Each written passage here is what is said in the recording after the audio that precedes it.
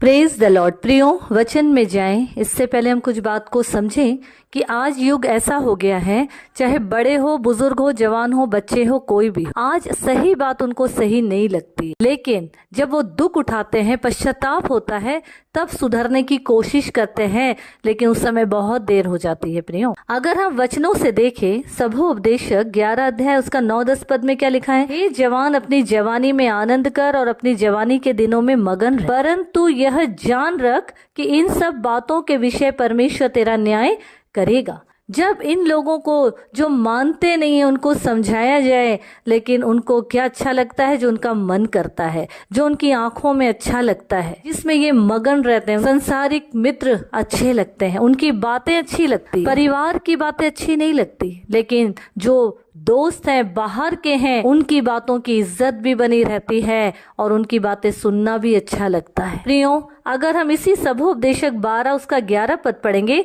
तो वचन क्या कहता है? बुद्धिमानों के वचन अंकुश के समान होते हैं और सभाओं के प्रधानों के वचन गाड़ी हुई कीलों के समान होते हैं, क्योंकि एक ही चरवाही की ओर से मिलते हैं। हे मेरे पुत्र, इन्हीं से चौकसी सीख। वचन क्या बोल रहा है? अगर हमको कोई समझदार इंसान, हमारा अगुआ, कोई बुद्धिमान व्यक्ति अगर हमको कुछ अच्छा सिखा रहे हैं, समझा रहे हैं, तो उस समय पे वो कीलों की तरह जरूर गड़ेंगे, अंकुश या बेड़ियों की तरह लगेंगे, लेकिन आने वाले समय में वो हमारी देह, आत्मा, जीवन, प्राण के लिए फायदेमंद होगा। आगे इसी सबोपदेशक 11 उसका 10 पद कहता है, अपने मन से खेद और अपनी देह से दुख दूर कर, क्योंकि लड़कपन और जवानी दोनों व्यर्थ है। अपने मन से खेद और अपनी देह से दुख दूर कर, इसका मतलब ये हुआ कि अगर हम कुछ बातों को नहीं सुन रहे, नहीं मान रहे, तो हो सकता है हमारी देह या हमारे जीवन में कुछ बड़ा हादसा या कुछ समस्या में हम पड़ जाएं,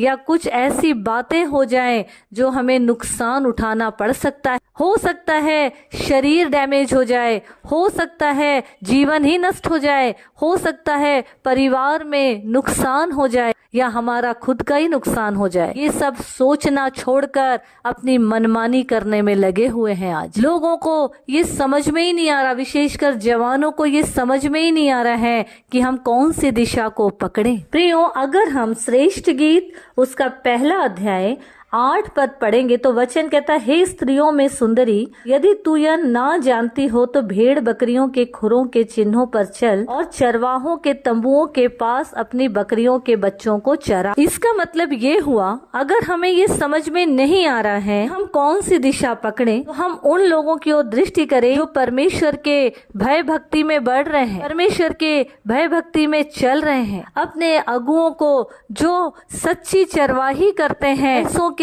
आसपास उनकी संगति में अपने जीवन को, अपने बच्चों को ऐसे माहौल में आगे बढ़ाएं, उनके जीवन को देख कि वो कैसे चाल चलते हैं, कैसे प्रभु के भय में बढ़ रहे हैं।